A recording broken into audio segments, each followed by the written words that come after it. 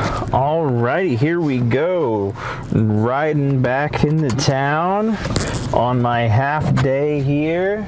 It was actually a very productive morning. One of the most productive mornings I've had in a long time, which is unfortunate because it's like, well, I'm going now. And it's like, daggum, I could have had this maddeningly productive day. But, well, and I will have a maddeningly productive day just on my own terms and not on the terms of other people. So that's exciting. I'm gonna go home and pay the old property tax, call all the people that I've been telling you that I'm gonna call, and then move on with doing other things. Right now I'm trying to figure out what I'm going to have for dinner. I'm going to make a chicken noodle soup that I'll probably eat on for like the remainder of next week, because I need to make a dish that'll feed me through next week and then eventually through the week following that, but I'm not going to be needing the full week after that.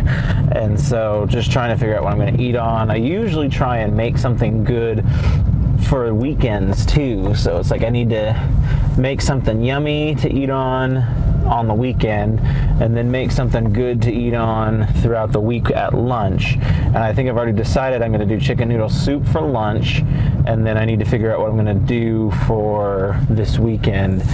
And like, my habit has been fried stuff. Like, I keep buying frozen fish and the means in which to fry it, which was good while it lasted, but I'm kind of over that. I need to figure out, there's something wrong with my, I don't know if there's something wrong with my burner, but like, it is very hard for me to cook anything on my stovetop. It burns incredibly quick. Like butter, for example. I will butter a pan, cook like one thing in it, and then anything after that is just black. And I don't know like what is going on. Like, is the heat set too high? And I have like the heat setting set at like halfway heat, and it does not matter. I was trying to make quesadillas, and like the first side of the quesadilla would be fine, and then like in theory I guess I should probably re-butter the pan before I flip it, but I flip it and then the second side is just black. And so I don't know what is going on with my stovetop. I've cooked on electrical stovetops pretty much my entire life. Like, I've never had gas before, and people say gas is like better or more convenient or just better in general, and like maybe there's a point to that, and that's why people say that. But at the end of the day, like, I've never done it before, and I don't remember always having this issue with electrical stovetops. Like, you have less heat control, which is what a lot of people say is the issue of electrical over gas. But like I said, I've just never had this issue before, and I don't get it. But like, it'll be the very same thing like with frying foods. Is I'll get a few good batches of fries out of it, and I don't mean like fries as in French fries. Like, I'll get a few good fried food batches out of the oil, and then you get to the point where it's almost, I guess, like probably the oil is burnt, because everything that I put in there looks burnt. And it doesn't taste burnt, which is weird, but it looks burnt, which is weird. And it also doesn't taste as good as the stuff that doesn't look or taste burnt either, which is doubly weird. And so, long story short, I think I'm over frying stuff for a while. I want to buy like an actual deep fryer. My dad has this Fry Daddy that it's all right for frying, but like, it has let me down too, in the fact that like, I feel like eventually it just does not handle like a good load of stuff eventually, or not eventually, but like, it just doesn't handle a good like heavy load of stuff. And so there was this countertop deep fryer that I found on Amazon that I've got my eyes on now for a while, and it's like, I've got all these high dollar like gadgets that I want, and I need to decide like when I'm just going to break down and get them. I've been wanting a new cassette deck for the longest, and that was supposed to be like my new treat for when I got this new position. I was going to buy my new cassette deck, and then I didn't. And the problem is I have a cassette deck that works for the most part. It plays, and playing cassettes is all it can do. And it would be nice to have a cassette deck that can play, record, rewind, fast forward, all the good stuff. But like for the most part, all I'm doing on my cassette deck is just playing cassettes anyway. So I haven't really had the need for a new cassette deck, and so it's very hard for me to warrant buying one when they're like $600 for a brand new one. So I don't know, but yeah, I've got the new cassette deck that I want, and then I've got this new fryer that I want, and they're both about the same price, and I have kind of the same issue with both of them in that, like, I'm not going to be using these all the time. I'm not going to be using them every day, so like, why dump that kind of money on it? And so I haven't dumped that kind of money on it. And obviously I just bought a new camera, so that will be occupying a good chunk of my like fun money for this month, if you will. I've already talked about I got to pay property taxes, so that's a good chunk of like what would have gone into my savings is now going into property taxes, and then vacation and all that stuff. And it's like, it's all good fun stuff. Like, I'm thankful that I even have the ability to spend my money doing these things. Like, I don't for a second want to sound like I'm complaining. I'm just working through my finances with you guys as my audience. And so yeah, I at some point in time want to buy a new turntable. Well, I do want a new turntable as well, but the turntable I want is very expensive. That's like a $1,200 turntable, and like, to be honest, like, I'm over vinyl. I'm just completely over vinyl right now. You can't find vinyl for a reasonable price. Vinyl is significantly more expensive than CDs. It's also significantly more finicky than CDs. Like, I can buy a CD and the chances of it skipping are far less than that of a vinyl. Like, CD skip, I get it, but like, you have to really beat up your CDs to get them to like that point. And so, and like, I've always been more of a CD guy myself, and so for me it's like, what is the point of buying all this vinyl? Like, I got into vinyl and cassettes because they were significantly cheaper than CDs at the time. Like, when I first started collecting, CDs were still kind of in their heyday, like, and they were like $15-20 for a CD, where it was very easy to find a vinyl record for like 10 cents. And so that was what got me into them, as I invested in the technology to convert them over to my digital library, my database, and I would just convert over vinyl. And anything that I didn't like need the best sound quality for, I would buy on vinyl or cassette, and especially if I could find it cheaper. And then we've now entered a marketplace in music where the CDs are significantly cheaper than the vinyl. Like, I can find a used CD for like $2, where a used vinyl can still be like upwards of $10, which is ridiculous, because like, until I get home and play it, I have no proof that that thing's even gonna play. Like, you can make the same argument on CDs, but it is far less likely that you're gonna buy a Skippy broken CD than it is that you'll buy a Skippy broken vinyl. And like, and then there's just the general finickiness of like the players themselves, in that I have a relatively finicky player. It's a new player, and that's what I always tell people. Like, if you are buying a new player, be wary of buying a new player, because it had too light of a head, and like, even with the counterbalance shifting its weight completely to the head of the needle, it would just glide right over a brand new vinyl record, and that's no good. Like, I bought a brand new record and my turntable can't play it. That's like literally the worst kind of thing. And so I had to glue a penny to the head of this needle so that it was weighed down enough to where it would stay in the grooves of a brand new vinyl. Like, anything that's used, heavily used, it works just fine on, but anything that is that's brand new right out of the package, like, no, I won't do that. And so it's just, you got to be wary of the brands that you buy. And like, I want a Denon turntable, which is like $1,200, and I already know that I will be livid, irate, if I play something on that turntable and it skips. And that is like, I'm not even gonna like entertain the idea of that at this point. Like, I feel like I have reached a point, and I've kind of always been this way, but I've reached a point where like the audio fidelity outweighs anything. Plus there's just like the general listening experience. When you're listening to a song and you're in the groove and you're getting into it and it skips or it gets stuck in that rotation, that like kills your groove immediately. And for someone who like gets so heavily involved in songs, like I will have like, there's weeks where I have like nightly like escapades where I just get lost in the sound of music, and it's amazing. But like one skipped record can like completely derail that whole escapade, and it's just not even worth it. So I would rather just do the CD route. Like I said, it's just cheaper. I've always collected them. So that's always where my preference lies, is with that. But like I can still get decently cheap cassettes, which is nice. And it is nice to have like the variance of physical mediums, because like sometimes I just want to hear a cassette, or sometimes I just want to hear a vinyl, and sometimes I just want to hear a CD. And that's just like the beauty of the mood. And like I've recently just expanded into the world of 8-tracks as well, and I'm now listening to those on the regular more often than I used to. So like just all in all, it's been a very good experience. I have thoroughly enjoyed it, but like as these things pile up, it's like, ugh, what am I going to spend my money on? And like, do I even spend it? Is this an irresponsible way to spend your money? I have wanted a what is it that I want?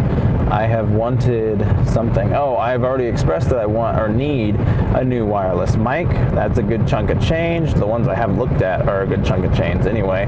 And then I want this new cool little camera thing that I can use. And it's all these little things that I want, and everything costs money, and we work for money. That's what we do. And it feels good to spend it on the things that you want, as opposed to the things that you just need to live. And so I'm fortunate that I have that kind of spending power. I just am trying to also be responsible with it, and not just blow my money every day. Like that's like one thing, like I get paid monthly, and I keep talking about this, but like first paycheck of the month and it's just gone. And then I'm just like, okay, well now I gotta scooch by for the rest of the month. I got 4 weeks ahead of me of just trying to spend as little as humanly possible. That's no fun. So I try to spread out the spending and like keep it more evenly balanced throughout the time frame. I'm not doing very good at it, but because it's hard, because like I said, the previous ideology that I had was, as the weeks, because it would just be a week at that point, I would have to survive a whole week before I get paid again, and as the weeks went by, I would pile up a list of all the things that I wanted to buy, and then I would buy them when I got paid, and it was fine, and it worked just fine. Well, now it's like the month, and I'm piling up a lot more stuff and a lot more big, chunky, high dollar items to buy, and when the month rolls around, I'm just like, oh my gosh, I'm buying all these things that I want, and then it's like, oh my gosh, I'm broke again. And like we were being followed by this administrative fellow this week, and she was making remarks kind of around the same way. She was like, man, being an adult just absolutely sucks. Like I just got paid today, and I looked at my bank account, and it's already like maybe $100 more than it was before I got paid, because like of all the bills and stuff that came out. And it's like your money is spent before you even get it, and that is like absolutely an atrocious way to be. And then she was talking about she went out to the bar and spent a bunch of money on a big old bar tab. Her and her boyfriend had like a $165 bar tab. And I was like, daggum, girl, like at least you had fun. Like that's what life's about, is having fun, having a good time. But it's like you don't want to live a life where you can't go out to the bar and have an expensive bar tab because you're afraid of not being able to make the rest of your bills for the month or whatever. Like that's no way to live. And that's what, like, I am infinitely fortunate in that I don't live in that reality. I live in a reality where I can get paid and I can be like, ooh, I can buy a new camera, or ooh, I can buy a new cassette deck, or ooh, I can buy a new turntable. And it all comes back to your outlook and like your perspective and your perception of everything. And like if you keep a positive perspective, then you are infinitely like better off, I feel like, than most, because like I could be still wanting more out of my life and be like, no, I want more. Like I want to be able to buy 2 cameras every time I get paid. I want to be able to buy everything I want and still have money left over. And like you still need to be like reasonable, and the fact that like I still have a job with a business that tries to make money, and it wouldn't make sense for them to just like pay me an unlawful salary where I just get all the money I could ever hope to want. But like to the same end, I'm making the most of what I've got. And like I said, it's incredibly powerful to be able to reflect upon what I have and be comfortable and be able to say like, you know, like I've accomplished my first goal of living a life free of financial burden. Like what is the next goal in life? And like I can confidently say that even if I were let go of this wonderful situation and I had to find a different job, like I don't think that money would ever be of any major value, or not value, but obstacle to me. And like that is a good feeling, and that I feel like I can confidently say means that I have accomplished my goal. Like, sure, you can backtrack, but like I would have to backtrack pretty dang far to be out of the scope of my goals and what I have set out and set forth for myself and what I've accomplished.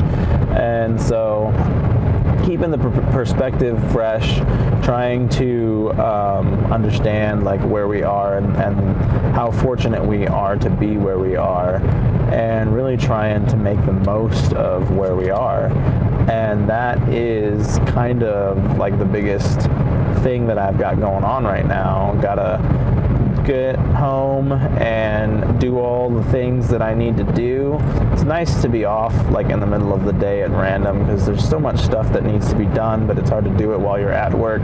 And like once you get home, nobody's open and you can't do anything. And it's like unfortunate that we live in this world where like I have to take time off from work just to do stuff in my personal life. But like I feel like and the big C done changed the world in that regards. Like a lot of places were open later before then, and now a lot of places like they have the same amount of operating hours as like the rest of the world, because those are the operating hours that are popular. But like it becomes more difficult to operate because you're only open when everyone else is doing things, and then you're closed when everyone else is closed. And like I can't imagine that does very good for like your profit margins. Like working in retail, like I was at Home Depot, which means we got a big construction crowd. So there was a decent amount of like contractors that would come in like first thing in the morning and load up on a bunch of crap to try and get them through the week, or not through the week, but through their job. And that was pretty normal. But then you like have like that dull period where there's nothing really going on because people are at work or they're doing whatever they're doing, and you only get like the few hobbyists who work evenings or whatever that are coming in that middle day stretch. And then you have that evening rush when everybody's getting off work and trying to cram in all the shopping that they got to cram in. And it's just an interesting ebb and flow that we have and that we established. And now the ebb and flow is essentially gone. It's just everything needs to happen in this small window of time between 8 to 4:30 when everyone's doing things. And like a lot of places don't even open until like 11 anymore. And it's like, that's wild. Like you're not even open until 11. Like that's halfway through the day. Like I wake up at 5. I've been awake for 5 to 6, 6 to 7, 7 to 8, 8 to 9, 9 to 10 to 11. I've been awake for 6 hours before you guys even open up your business. So it's just odd, but it's a different world that we live in, and different doesn't always mean bad. Different doesn't always mean good either, but different at least means change, and I would prefer some level of change over an extended period of stagnation any day. And so that is kind of my thoughts and opinions on today. I keep saying that I'm gonna like give you guys a goofy concept, but like when I get in the car and I get in my own head, like goofy concepts kind of go away, and all I want to do is talk to you guys about very serious and important things to me. And so if you guys want more goofy concepts, like let me know. Be like, get goofy more often, you bum, and I'll work to do that. But yeah, this has been my half day. I made it home. I'm gonna go do a bunch of stuff, and I'm sure at some point in time I'll tell you all about it.